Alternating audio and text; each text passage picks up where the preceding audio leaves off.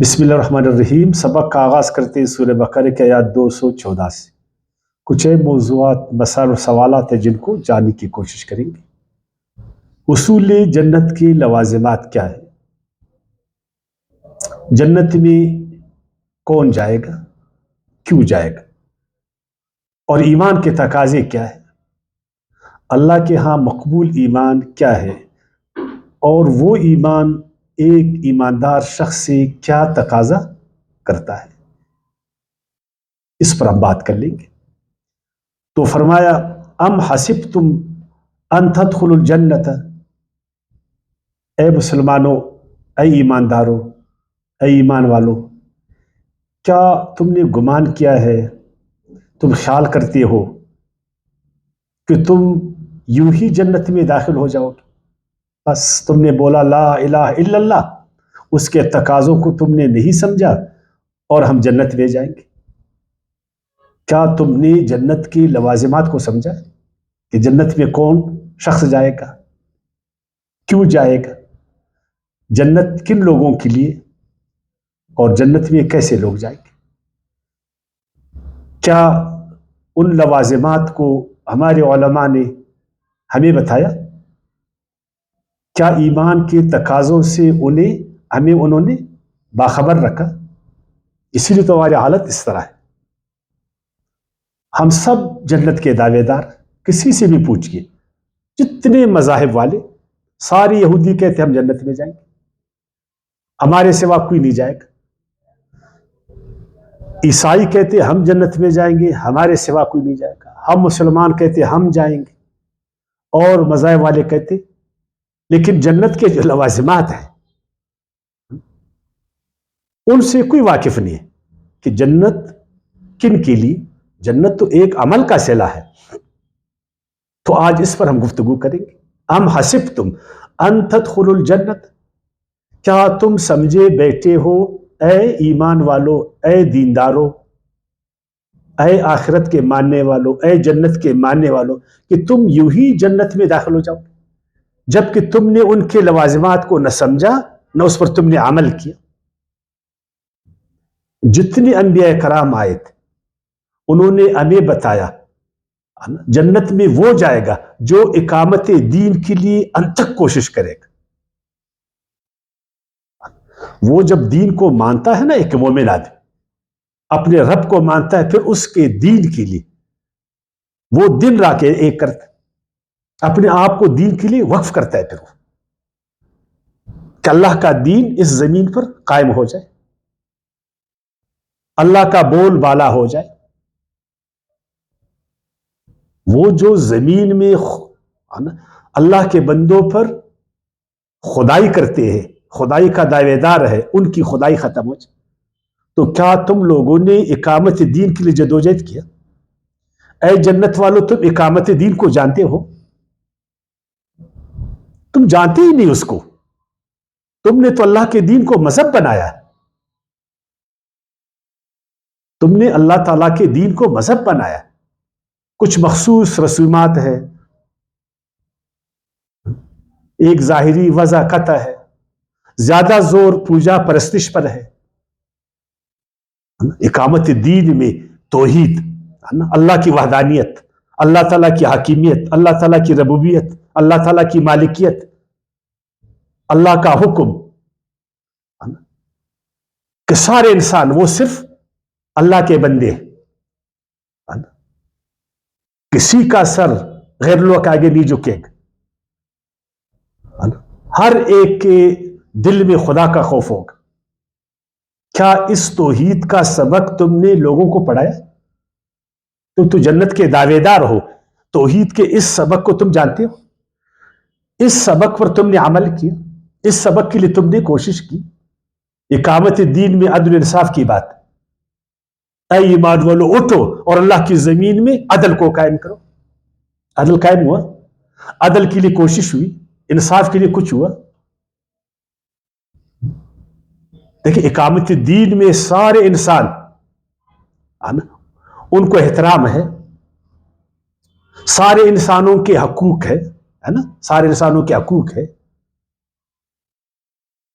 سارے انسانوں ان کو تحفظ ہے، سارے انسانوں کو فضیلت ہے، تو کیا تم نے انسانوں کی مساوات کے لیے، ان کے حقوق کے لیے، ان کے احترام کے لیے، ان کے تحفظ کے لیے تم نے کچھ کیا؟ ہم نے کچھ کیا؟ آیا دیکھیں جنت کے لوازمات تو یہی ہے نا، جنت میں وہ شخص جائے گا جو اللہ کے بندوں کو اس کا حق دے گا، اللہ کے بندوں کے حقوق کے لیے جدوجہد کرے گا، اللہ کے بندوں کو احترام دے گا، اللہ کے بندوں کو تحفظ دے گا، اور اقامت دین میں امن و سلامتی ہے کہ اللہ کی زمین میں امن آئے، اللہ تعالیٰ کی زمین میں سلامتی پیدا ہو جائے، اللہ کی زمین سے فساد ختم ہو جائے، اللہ کی زمین سے شرک ختم ہو جائے، اللہ کی زمین سے کفر ختم ہو جائے، اور کوئی اس قابل نہیں رہے کہ وہ اللہ کی زمین کو خراب کرے۔ تو اے جنت کے دعوے دارو، تم نے امن و سلامتی کے لیے کچھ کیا؟ وہ مفسدین جو اللہ کی زمین میں جنگ برپا کرتے، ان کا ہاتھ تم نے روکا؟ ان کو تم نے بولا؟ ان کے آگے تم کھڑے ہوئے؟ اقامت دین میں جب ایک شخص ابھی اقامت دین کی طرف آتا، وہ کہتا ہے میں جنت کو چاہتا ہوں، میں چاہتا ہوں کہ میرا ایمان اللہ کے ہاں مقبول ہو۔ اب جو اقامت دین کے لیے کام کرے گا، تو اقامت دین کے جو مخالفین ہیں زمین میں، وہ آپ کو چھوڑیں گے کام کے لیے؟ اچھا، اقامت دین کے مخالفین کون ہیں، مجھے آپ بتا سکتے؟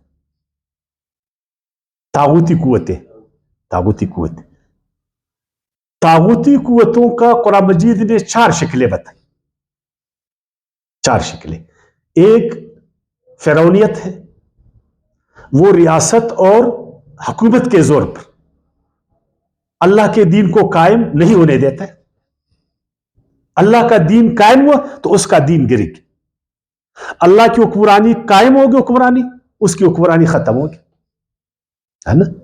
اللہ کی بڑائی قائم ہوگی تو فرعون کی بڑائی ختم ہوگی، جس کو آپ نمرودیت اور فرعونیت کہتے ہیں۔ ابراہیم علیہ السلام، جناب موسیٰ علیہ السلام جب اقامت دین کے لیے اٹھے، ان اقیم الدین، کہ اللہ کا دین قائم ہو جائے، تو نمرود نے مخالفت کی نا، اور فرعون نے مخالفت کی۔ ایک شکل یہ ہے۔ دوسرا شکل وہ ہے حامانیت، وہ جو فرعون کے وزراء ہے، فرعون کے مشیر ہے، اس کے جو آفیسر ہے، اس کے حکومت اور ریاست کے جو شراکت دار ہے، جس کو آپ آفیسر شاہی بولے، جو بھی آپ اس کو نام دے دیں، بیوروکریسی اس کو، یعنی اس کے پاس ریاست اور حکومت کا قلم ہے، وہ قلم عوام کا، وہ کرسی عوام کا، لیکن وہ قلم اور کرسی وہ اس کو فرعون کے لیے چلاتا، وہ اپنے آپ کو عوام کا ملازم نہیں، اپنے آپ کو فرعون کا ملازم سمجھتا۔ اب جب دین کا قائم کرنے والا اٹھتا ہے نا، وہ کہتے ہیں یہ کرسی عوام کے لیے، عوام کی ہے، عوام کے لیے، یہ قلم عوام کا، عوام کے لیے، تو وہ فرعون اور یہ حامان مل کر اس انقلابی کے خلاف، وہ جو دین کو قائم کرنا چاہتا اس کے خلاف ہی اٹھتے۔ تو آپ کو چھوڑیں گے وہ کہ میں کرسی پر بیٹھا ہوں اور میں بولوں کہ یہ کرسی میری نہیں ہے، یہ عوام کی کرسی، یہ قلم میں جو طاقت ہے، یہ قلم عوام کا نہیں، عوام کے لیے نہیں، یہ میرا ہے، میرے لیے، اور آپ مجھے بولے نہیں کہ یہ کرسی عوام کے لیے، عوام کا، یہ قلم عوام کا ہے، عوام کے لیے۔ تو پھر ادھر دوسرا شکل حامانیت، جو حکومت اور ریاست کے قلم کو عوام کے خلاف استعمال کرے اور عوام پر حکمرانی کرے، عوام پر خدائی کرے۔ اب جو جنت میں جائے گا ان کے خلاف ہو جائے گا کہ تم نے عوام کے حق پر ڈاکہ ڈالا ہوا، تم نے عوام کے حق کو، انصاف کو دبایا ہے، تم نے اس کے ساتھ بے انصافی کی ہے۔ وہ عوام جو خدا کا بندہ ہے، تم نے اس کو اپنے قلم کے زور پر اپنا بندہ بنا ہوا ہے۔ میں تم کو نہیں چھوڑوں گا کہ تم اللہ کے بندوں کو اپنا غلام بناؤ اور اللہ کے زمین میں ان کے ساتھ بے انصافی کرو، اللہ کے زمین میں ان کی آزادی، احترام اور حق کو چھینو۔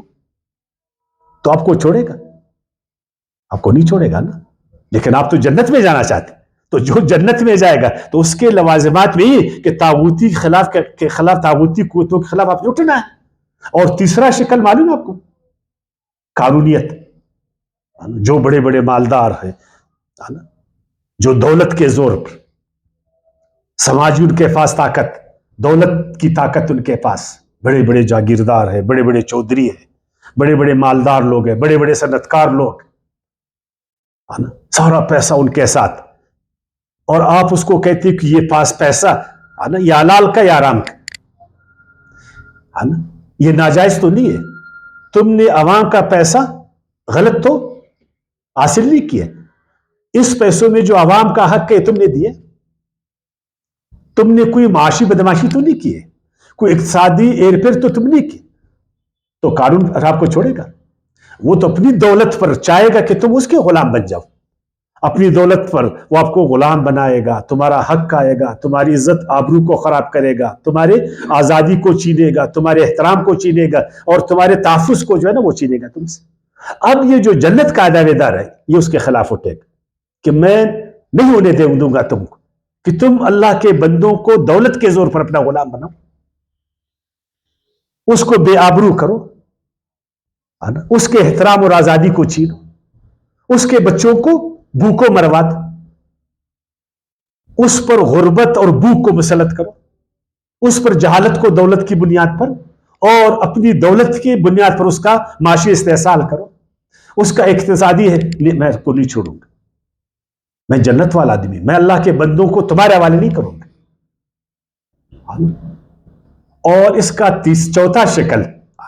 چوتھا شکل آزریت، سامریت اور آزریت، جو مذہب کے جو ہے نا بیس میں وہ خلق خدا کو اللہ کی بندگی سے نکال کر اپنا بندہ بناتے، اللہ کی کتاب ان سے چھین کر اپنی کتاب ان کے ہاتھ میں دیتے، اللہ کے حکم کے مقابل میں اپنے فتووں کو جو ہے نا نافذ کرنا چاہتے کہ اللہ کی کتاب سے جو میرا فتویٰ ہے، جو میری اجتہاد، تم نے اس کی تابعداری کرنا۔ اللہ کی اطاعت یہ ہے کہ میری اطاعت کرو، رسول کی اطاعت یہ ہے کہ میری اطاعت کرو، میں جو بولتا ہوں وہی تم نے کرنا۔ تو ایک جنتی آدمی چھوڑے گا اس کو کہ وہ مذہب کے روپ میں بہروپیہ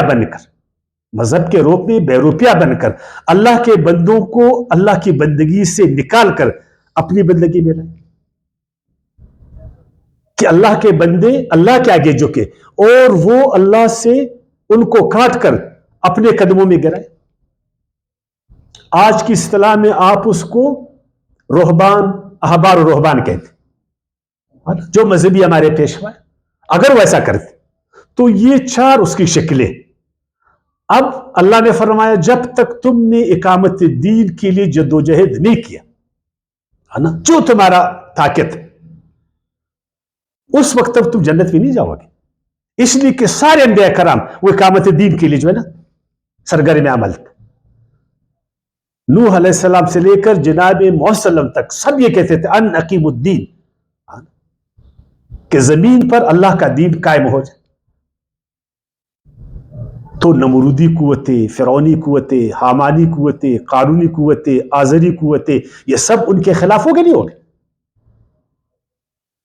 اور اگر آج جو انبیاء کرام کی سنتوں پر چلنے والے جو چاہتے ہیں کہ ہم اللہ کے رسولوں کی سنتوں پر چلیں، تو آج کے زمانے کے جو فرعون، جو نمرود، جو حامان ہے، جو قارون ہے، جو آزر ہے، جو سامری، آپ کو چھوڑیں گے؟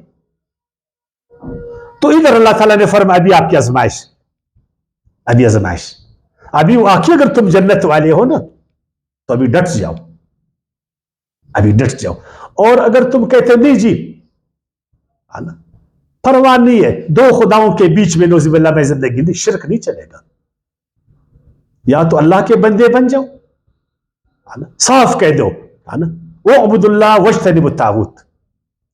تمہاری دعوت کا خلاصہ موٹو یہ ہونا چاہیے نا، فَاعْبُدُوا اللَّهَ وَاجْتَنِبُوا الطَّاغُوتَ، اے لوگو آؤ سب اللہ کی بندگی میں اور طاغوتی قوتوں سے بالکل الگ کٹ کر، بھلے طاغوتی قوتیں جو بھی کرے، وہ آپ کو آگ میں ڈالے، وہ آپ کو اپنے علاقے سے نکالے، وہ آپ کو آری سے چیرے، لیکن آپ نے بولنا ہے کہ نہیں، طاغوتی قوتوں کو تم نے چھوڑنا ہے۔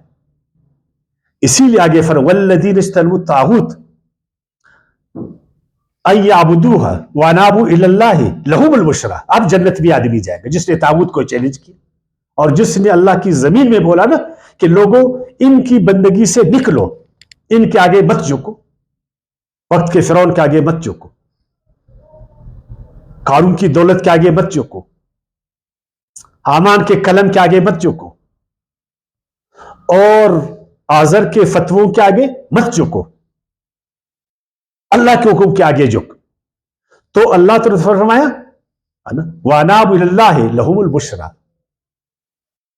سورہ زمر آیات 17، اور جو پہلی آیت میں نے تلاوت کی سورہ نحل آیات 36، ایک اور آیات ہے نا، پھر آگے بڑھیں گے۔ فَمَن يَكْفُرْ بِالطَّاغُوتِ وَيُؤْمِن بِاللَّهِ فَقَدْ اسْتَمْسَكَ بِالْعُرْوَةِ الْوُثْقَىٰ لَا انفصام لها۔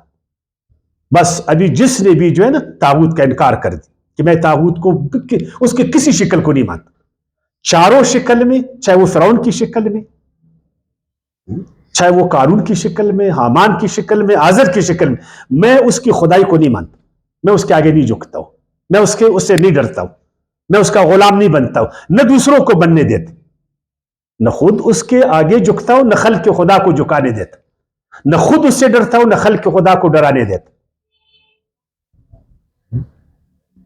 تو اللہ نے فرمایا اب اس نے جو ہے نا واقعی مضبوطی کے ساتھ جو ہے نا اس کڑے کو، جنت والے کڑے کو پکڑا، بھی یہ جنتی ہے، اب واقعی اس کا ایمان واقعی اب یہ مسلمان واقعی خدا والا نہیں، جس نے طاغوت کو چیلنج کیا، انکار کیا طاغوت کا، نہیں مانتا ہوں، اس کی کسی شکل کو نہیں مانتا، بالکل میں ہاری ہوں، میں ایک کسان ہوں، لیکن میں نہیں مانتا ہوں جاگیردار کے اس غلط حکم کو۔ تو اب کیا ہوگا اس سے پتا ہے نا، اس کا رزلٹ ابھی آپ کو یہ طاغوتی قوتیں مل کر چھوڑیں گے، دولت ان کے پاس ہے، قلم کی طاقت ان کے پاس ہے، ریاست حکومت ان کے پاس، سماجی طاقت ان کے پاس ہے، میڈیا سب کچھ ان کے پاس، اور بہت سارے لوگ ان کے پاس، مذہب اس کی طاقت ان کے ہاتھ میں، چھوڑیں گے آپ کو؟ اب آپ کا امتحان شروع ہو گیا کہ واقعی آپ جنتی ہو یا نہیں ہو۔ ام حسبتم ان تدخلوا الجنۃ ولما یاتکم مثل الذین خلوا من قبلکم، حالانکہ تم ان حالات سے ابھی تک دوچار نہیں ہوئے جو تم سے پہلے لوگ پیش آ چکے ہیں، جو تم سے پہلے لوگوں کو پیش آ چکے ہیں۔ وہ کون تھے؟ مست الباسا، ان طاغوتی قوتوں نے سخت تکلیفیں ان کو پہنچائی۔ نمرود نے ابراہیم علیہ السلام کے لیے بڑا آگ جو ہے نا جلایا، اور فرعون نے کس قدر بیداد کی، اور مکے کے سرداروں نے آپ صلی اللہ علیہ وسلم کے خلاف کیا سے کیا نہیں کیا، اور حضرت زکریا علیہ السلام کے ساتھ، حضرت نحمیہ علیہ السلام کے ساتھ، حضرت عیسیٰ علیہ السلام کے ساتھ، جناب موسیٰ علیہ السلام کے ساتھ، وَذَرَّا سختی پر سختی، وَزُلْزِلُوا حَتَّى يَقُولَ الرَّسُولُ، اور ان کو ہلا ڈالایا کہ اس قدر مشکلات، ایسی تکلیفیں، کس بات پر؟ کہ انہوں نے طاغوتی قوتوں کو چیلنج کی، ساری طاغوتی کو نے اللہ کی زمین کو ان پر تنگ کر دی، ہر طرف سے وہ لائق، حتیٰ کہ رسول بھی اور جو اس کے ساتھی تھے وہ کہنے لگے متى نصر اللہ، اللہ کی مدد کب آئے گی؟ الا ان نصر اللہ قریب، ڈٹے رہو، ڈٹے رہو، ابھی تک امتحان پورا نہیں ہوا ہے، ڈٹے رہو، ابھی تک امتحان پورا نہیں، ابھی کچھ گھنٹے باقی ہے، ابھی کچھ وقت باقی ہے۔ واقعی تم جنت کو چاہتے ہو، واقعی ایمان، تم اپنے ایمان پر قائم ہو، تو اللہ کی مدد ضرور آئے گی، اللہ کی مدد ضرور آئے گی۔ نا وہ سورہ عنکبوت کی آیات 2 میں ارشاد باری تعالیٰ ہے نا، احسب الناس ان یترکوا ان یقولوا آمنا، کیا لوگوں نے خیال کیا بس ہم نے لا الہ الا اللہ پڑھ لیا بس سب جنت میں جائیں گے، ہم جنت میں جائیں گے، ہم سے کوئی پوچھا نہیں جائے گا۔ وَهُمْ لَا يُفْتَنُونَ، حالانکہ وہ ابھی ازمائے نہیں گئے ہیں۔ وَلَقَدْ فَتَنَّا الَّذِينَ مِنْ قَبْلِهِمْ، حالانکہ اس سے پہلے آپ تاریخ پڑھ لو دین اسلام کا، ان ایمان والوں کی تاریخ آپ پڑھ لو کہ اللہ تعالیٰ نے ان کو کیسا آزمایا. جاؤ نوح علیہ السلام کی تاریخ پڑھو، پھر جناب عیسیٰ علیہ السلام تک. آج کے مسلمان جا کر صحابہ کرام کی تاریخ پڑھ لیں، ان کے ساتھ کیا ہوا. فَلَيَعْلَمَ اللَّهُ الَّذِينَ صَدَقُوا وَلَيَعْلَمَ الْكَاذِبِينَ، تاکہ اللہ تعالیٰ آشکار کر دے لوگوں پر کہ اصل جنت والا کون ہے، اصل ایمان والا کون ہے، اور صرف بولنے والا کون ہے. ایک گفتار کے غازی، ایک کردار کے غازی، تاکہ معلوم ہو جائے کہ یہ گفتار کے غازی کون ہے اور یہ کردار کے غازی کون. یہ جنہوں نے دین کو مذہب بنایا نا، سارا زور ان کا نفلوں پر ہے، اور نفلوں سے یہ جنت کمانا چاہتے. یہ چاہتے کہ صرف نفلوں سے مفت ہمارے جنت کے دروازے کھل جائیں. جو اوراد اور وظائف سے جو ہے نا جنت میں جانا چاہتے کہ کچھ ہم اوراد پڑھیں گے، کچھ ہم وظیفے کریں گے، ہم جنت میں جائیں گے. ہم کچھ نوافل پڑھیں گے، جنت کے دروازے ہم پر کھل جائیں گے. تاکہ معلوم تو ہو جائے کہ اصلی مومن کون ہے اور یہ گفتار والے کون. اور سورہ بقرہ کی آیات 155 میں ارشاد باری تعالیٰ ہے وَلَنَبْلُوَنَّكُمْ بِشَيْءٍ مِّنَ الْخَوْفِ، سب سے پہلے اللہ تعالیٰ آپ کو آزمائے گا کہ تم طاغوتی قوتوں کے خوف سے نکلتے ہو نہیں نکلتے. اس لیے کہ انہوں نے ریاست، حکومت، دولت، سماجی طاقت، مذہب کی طاقت، ان ذریعوں سے تم کو سخت ڈرایا ہے. تمہارے لاشعور میں اپنے خوف کو جا کر بسایا، بالکل جاگزی کی. تم اپنے لاشعور سے اس شعور کے ذریعے، اس ایمان کے ذریعے، اس دین کے ذریعے، اس قرآن کے ذریعے اس خوف کو نکالتے ہو نہیں نکالتے. جس دن تم نے طاغوت کے خوف کو نکالا نا، وہ آپ کی آزادی کا پہلا دن ہوئے گا، اور اسلام کی طرف تمہارا پہلا قدم ہوئے گا، اور اقامت دین کے لیے پہلا قدم ہوگا جب تم طاغوتی قوتوں کے خوف سے نکلو گے. کس طرح خوفزدہ آپ کو کریں گے؟ والجوع، تم پر بھوک کا خوف. اگر ہم نے ان کو چھوڑا تو ہم بھوک سے مر جائیں گے.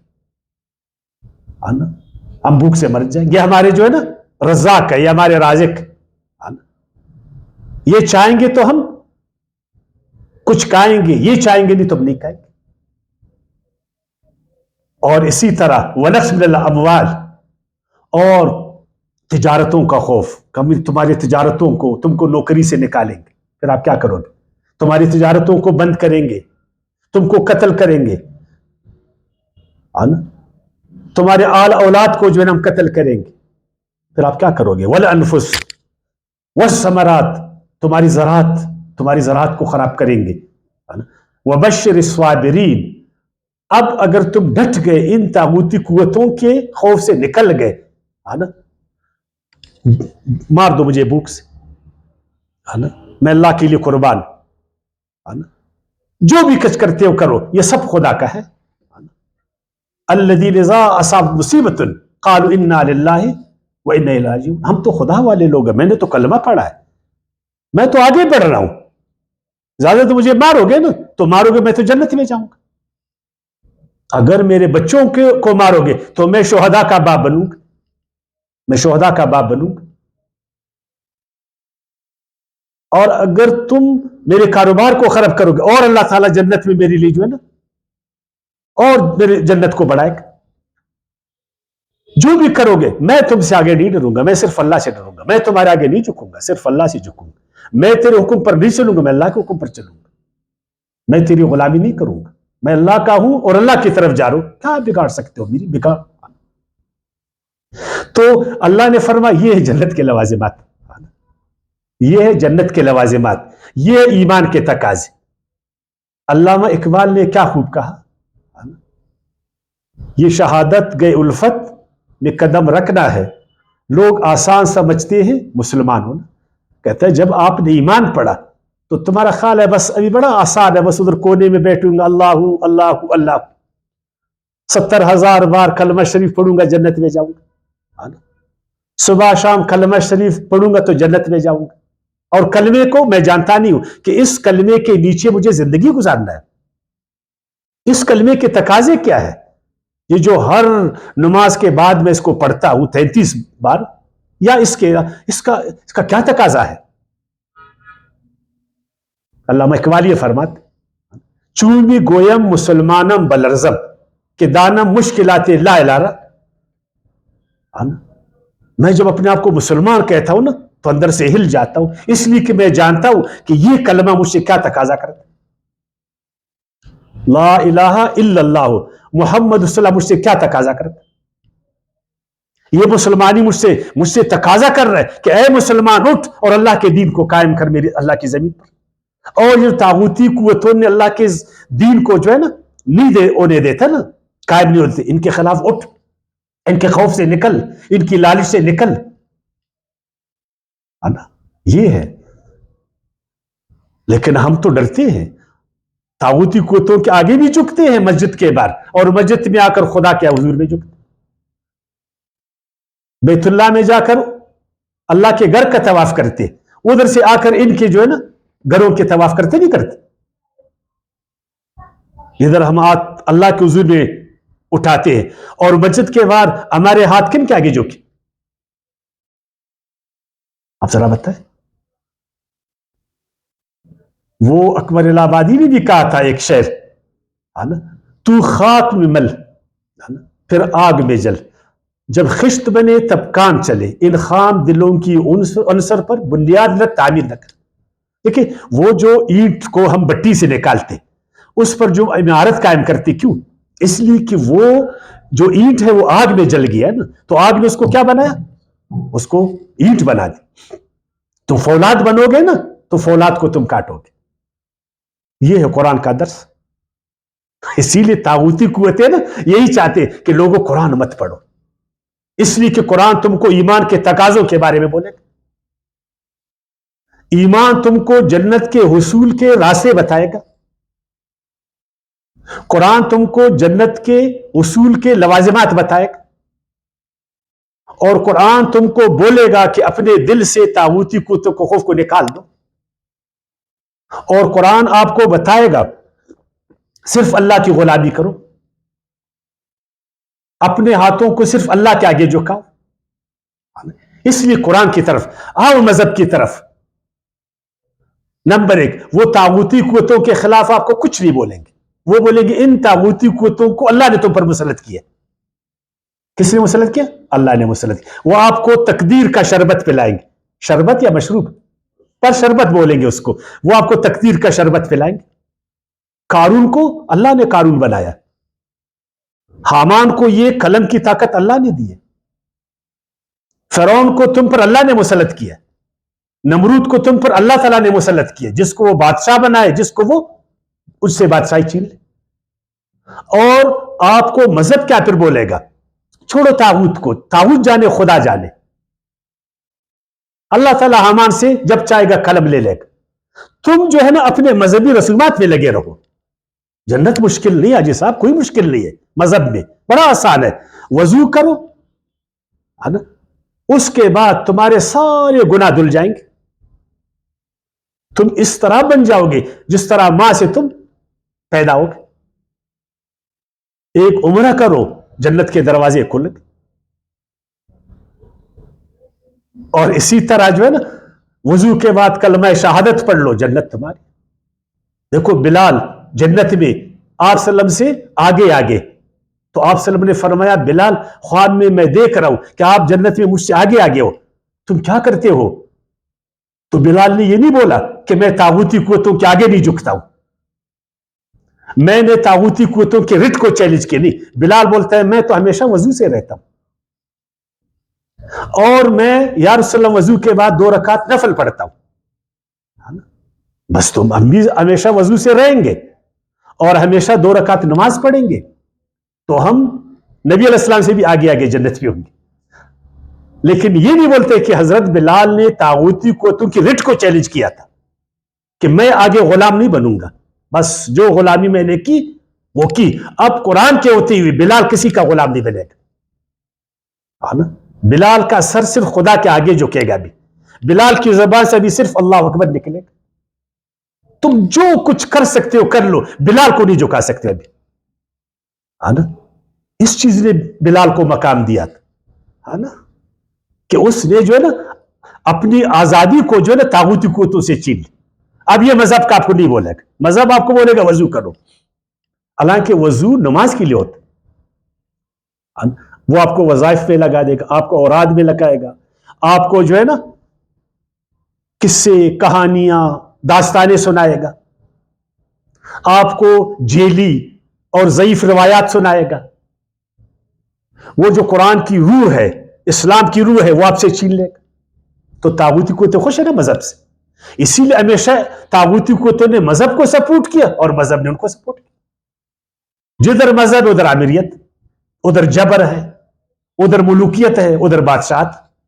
جدھر دین ہے نا ادھر پھر فرعون ہے اور وہ موسیٰ علیہ السلام کو تنگ کر, ادھر نمرود ہے پھر وہ ابراہیم علیہ السلام کو آگ میں ڈال, ادھر پھر ابو جہل ہے وہ نبی علیہ السلام کو برداشت نہیں کر. اور مذہب میں آپ دیکھیں انہی بادشاہوں کی گود میں یہ بڑے بڑے تمہارے ہیرو پل رہے.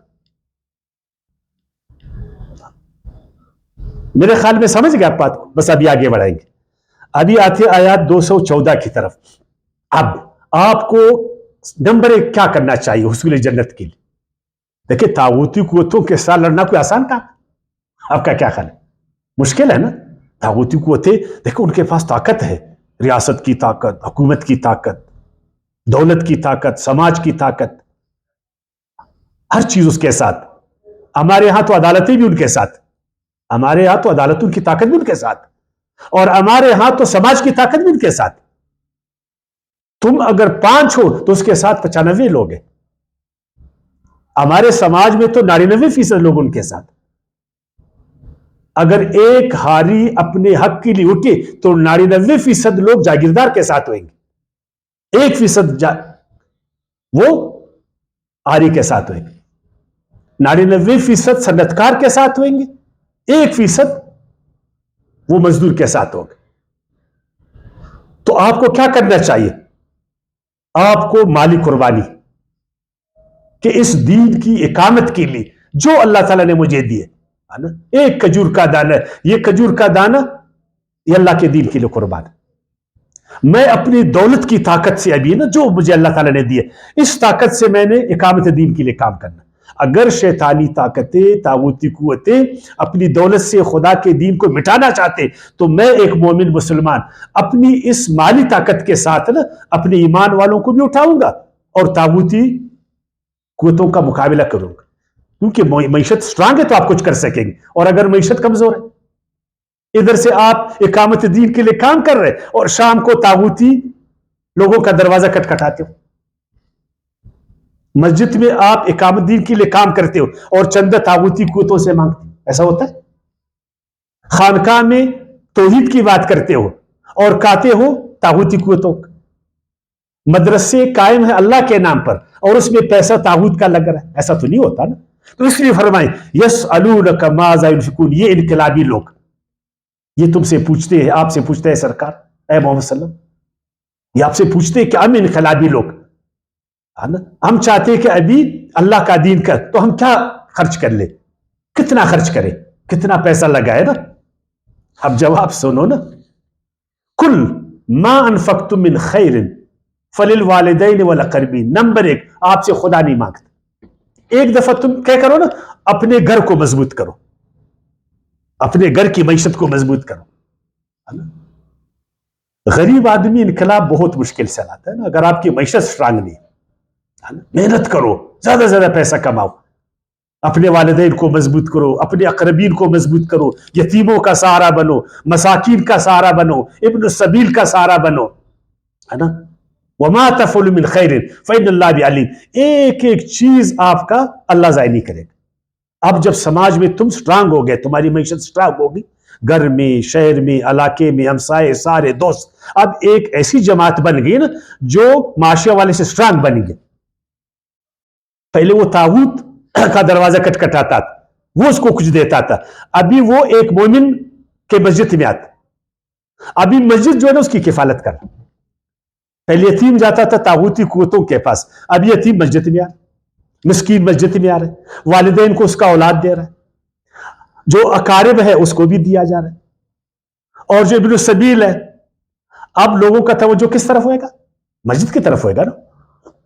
अभी जितने लोगों के पास जो है ना, जितना वो चाहे वो उसको अल्लाह के घर में लाएंगे। और अभी ये जो इनकलाबी लोग हैं, जो कुरान वाले हैं, जो जन्नत के तलबगार हैं, जो वाकई में मोमिन है, वाकई में चाहते हैं ना कि अल्लाह का दीन कायम हो जाए, अब ये सब जो है ना, अब ये बाई बाई है, एक जिस्म के मानंद। अब ये इसार करते हैं, ये खुद नहीं कहते, एक दफा अपने मोमिन भाई को खिलाते। तो अभी तवज्जो किस तरफ होएगा? मस्जिद की तरफ। अभी मरकज मस्जिद बन जाएगा, अभी मस्जिद स्ट्रांग बन जाएगा, अभी इसमें एक अच्छी जमात बन जाएगी, मजबूत। उसके बाद क्या करना है ना, अब उसके बाद इस जमात को आपने टकराना है तागूती कुतुब के खिलाफ, जो अल्लाह के दीन को कायम नहीं होने देते, जो अल्लाह की इस जमात के साथ लड़ना चाहते हैं।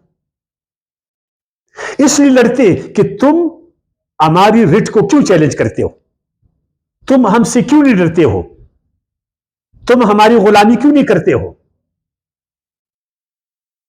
या हमारे गुलाम बन जाओ या हम जबरदस्ती तुमको गुलाम बना देंगे। तो अब तुमने नंबर दो ना, अभी तो तुम्हारे साथ माली कुछ स्ट्रांग आप हो गए ना, कुछ मजबूत। अभी मिलकर जो उन कुतों के खिलाफ तुमने लड़ना है। किन के खिलाफ? तागूती कुतों के खिलाफ। तागूती कुते जो अल्लाह के दीन को पनपने नहीं देते, जो अल्लाह के मानने वालों पर जमीन को तंग करते, उनको अपने अपने इलाकों से निकालते,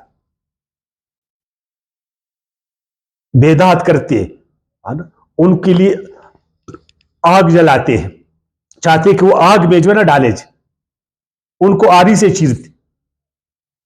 अब ये क्या करेंगे? अब किताल करेंगे। यही फरमाया ना आयत नंबर 216, देखे, कुतिबा अलैकुमुल किताल। अब ए इनकलाबियों, ए कुरान वालों, ए जन्नत के तालिबों, ए ईमान के दावेदारों, अभी तागूती कुतों के खिलाफ तुम्हें इजाजत, इसलिए कि वो तुमसे लड़ते, इसलिए को जमीन में फसाद पैदा करते, इसलिए कि अल्लाह के बंदों को उन्होंने अपना गुलाम बनाया हुआ है, इसलिए कि वो इंसानों की आजादी को नहीं मानते, इसलिए कि अल्लाह के जमीन में अमन को नहीं चाहते, इसलिए कि वो अल्लाह के जमीन में अल्लाह के बंदों का माली, समाजी, माशी, सियासी हर तरह से इस्तेहसाल करते।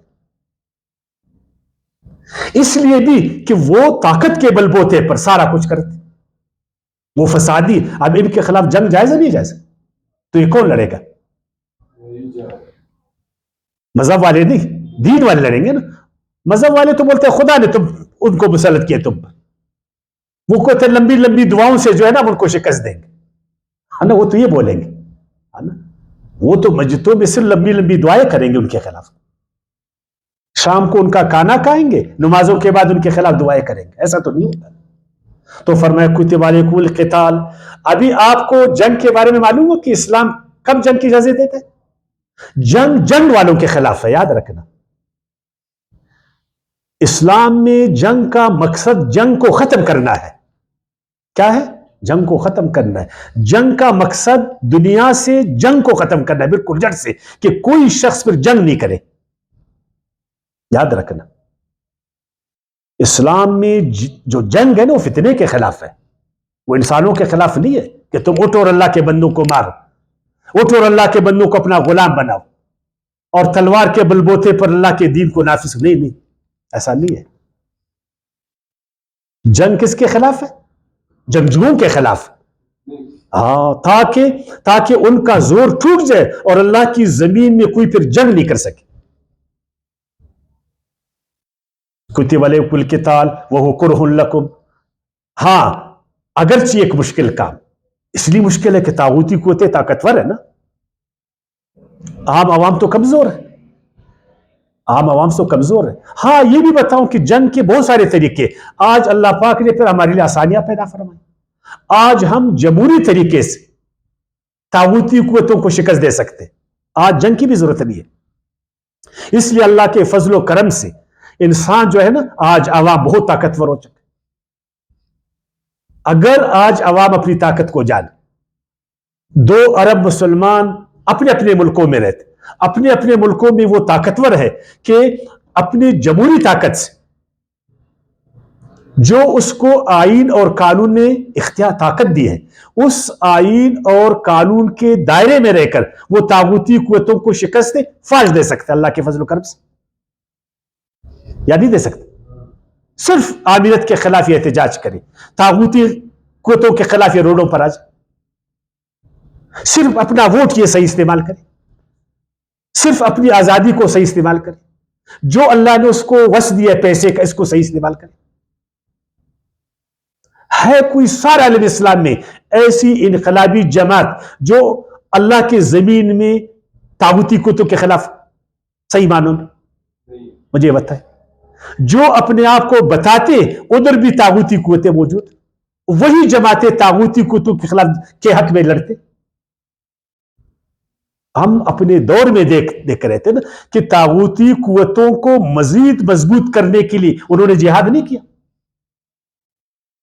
انہوں نے طاغوتی قوتوں کو مضبوط نہیں کیا، اور اسی اقامت دین کے نام پر کتنے نوجوانوں کو انہوں نے شہید نہیں کیا،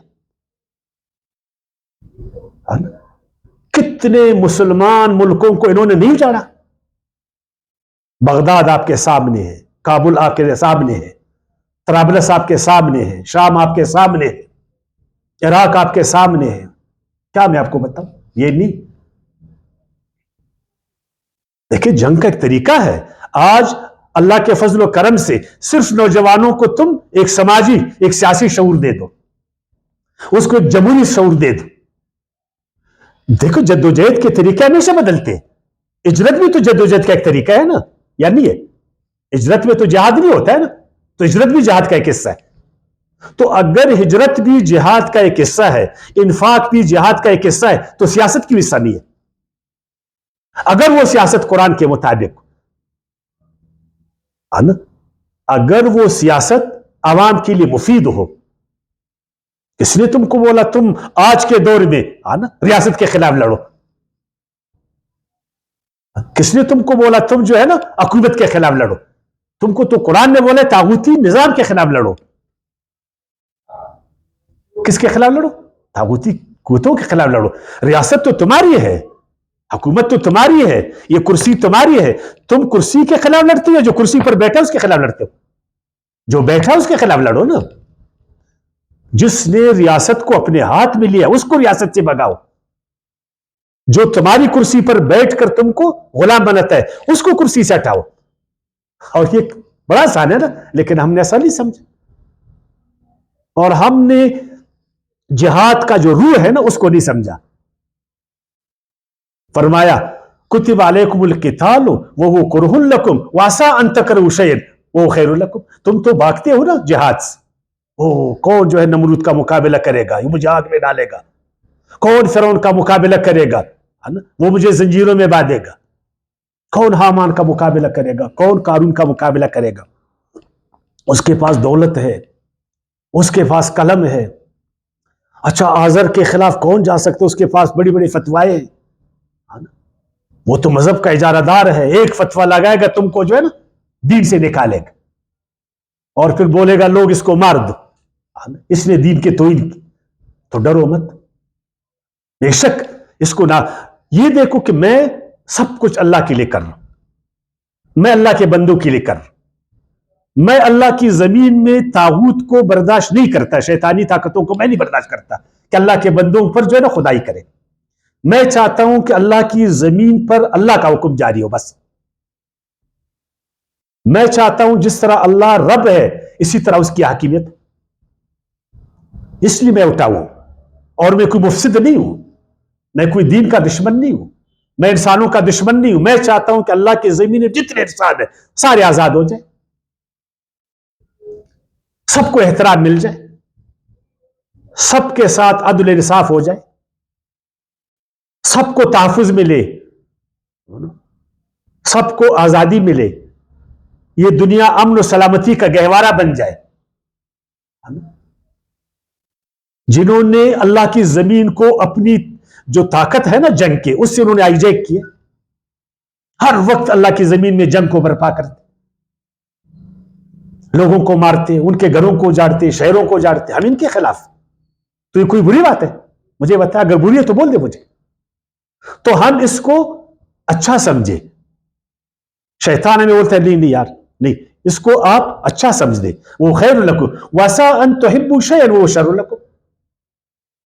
یہ جو تم طاغوتی قوتوں کے خلاف نہیں لڑتے اور کہتے ہو کہ خدا جانے وہ جانے، بس میرے لیے نفلیں بہتر ہے، میں وضو پر وضو کر رہا ہوں، ہر وضو کے بعد 2 رکعت میں نفل پڑھ رہا ہوں، میں جو ہے نا 70,000 بار کلمہ شریف کو پڑھ رہا ہوں، ہر نماز کے بعد جو ہے نا میں ذکر اذکار کرتا ہوں، اور میں 1 مہینے میں 10 قرآن ختم کرتا ہوں، اپنے بچے کو میں نے حافظ قرآن بنا ہوا ہے، 30 عمرے میں نے کیے اور 7 حج میں نے کیے،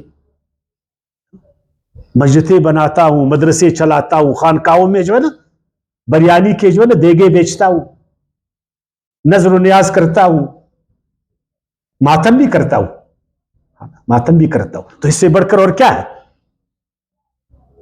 ہمیں تو یہ بتایا جاتا نا نہیں، وہ جس کو اللہ نے خیر بولا ہے وہ خیر ہے، جس کو اللہ نے شر بولا ہے وہ شر ہے۔ خیر وہ ہے جس سے سارے انسانوں کو فائدہ ہو، اور شر وہ ہے جس سے سارے انسانوں کو اجتماعی نقصان ہو۔ واللہ یعلم وانتم لا تعلمون، تم صحیح معنوں میں خیر اور شر کو نہیں جانتے، اس لیے جانتے ہو کہ تمہارے جذبات ہے، تمہارے احساسات ہے، تمہارا لاشعور تم پر زوراور ہے۔ ہمارا شعور لاشعور کے ہاتھ میں ہے نا، جو فرائڈ کہتا ہے نا، فرائڈ کی بہت ساری باتوں سے آپ اختلاف کر سکتے، کچھ باتیں تو قابل توجہ ہے نا، ہمارے لاشعور میں بہت سارے غلط چیزوں کو انہوں نے اچھا بنایا ہوا ہے نا، اسی لیے تو ہم اب دیکھیں ایک روایت پر، ایک روایت ایک آیات، ہم روایت کو ترجیح دیتے آیات کو ترجیح دیتے، تو ہمارے لاشعور میں کس لیے بات ڈالے؟ ہمارا جیسا شخص انسان ہے، پوری قوم سے ڈرتی نہیں ڈرتی، تو پوری قوم کے لاشعور میں بات کس لیے بیٹھا ہے؟ حکمران دنیا میں 1% نہیں ہے نا، مفسدین 1% نہیں ہے، طاغوتی قوتیں 1% نہیں ہے، تمام 8.5 ارب انسانوں پر زندگی کو اجرن کیا نہیں کیا؟ تو ہمارے لاشعور میں ان کی محبت خوف کس نے ڈالا ہے؟ دیکھیں تو اللہ یہ ہم جانتے نہیں، اس لیے کہ ہمارا لاشعور ہم پر زوراور ہے، انہوں نے ہمارے لاشعور پر بڑا کام کیا ہے، ہمارے لاشعور پر بڑا، ہم کو جذباتی انہوں نے بنایا، ہم کو لالچی انہوں نے بنایا، ہم کو خوفزدہ انہوں نے بنایا، اس لیے ابھی ہم نہیں جانتے صحیح معنوں میں کہ خیر کیا ہے شر کیا ہے، تو ابھی خیر اور شر کو ہم قرآن سے سیکھیں گے، اللہ کے رسول اور نبیوں سے سیکھیں گے، اس کو اس کے نتیجے سے سیکھیں گے کہ اس کا نتیجہ کیا ہے، اس کا نتیجہ کیا ہے۔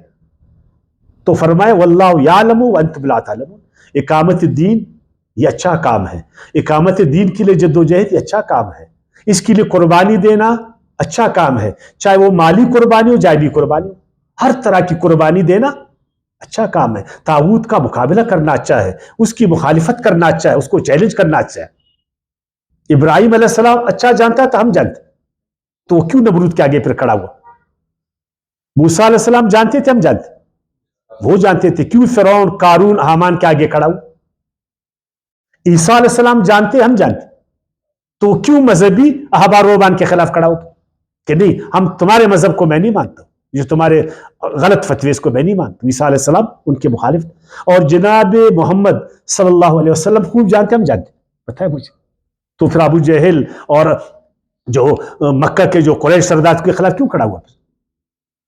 تو اللہ نے فرمایا واللہ یعلم وانتم لا تعلمون، اللہ جانتا ہے تم نہیں جانتے، تو لہٰذا اپنے آپ کو اللہ کے دین کے تابع کرو، اللہ کے علم کے تابع کرو، اللہ کے جو رسول نبی ان کی سنتوں کے تابع کرو، دنیا بھی جنت بنے گی، آخرت بھی جنت میں جائیں گے۔ تو ایمان کے تقاضے بھی پورے ہو گئے اور جنت کے لوازمات بھی پورے ہو گئے، وما علینا الا البلاغ۔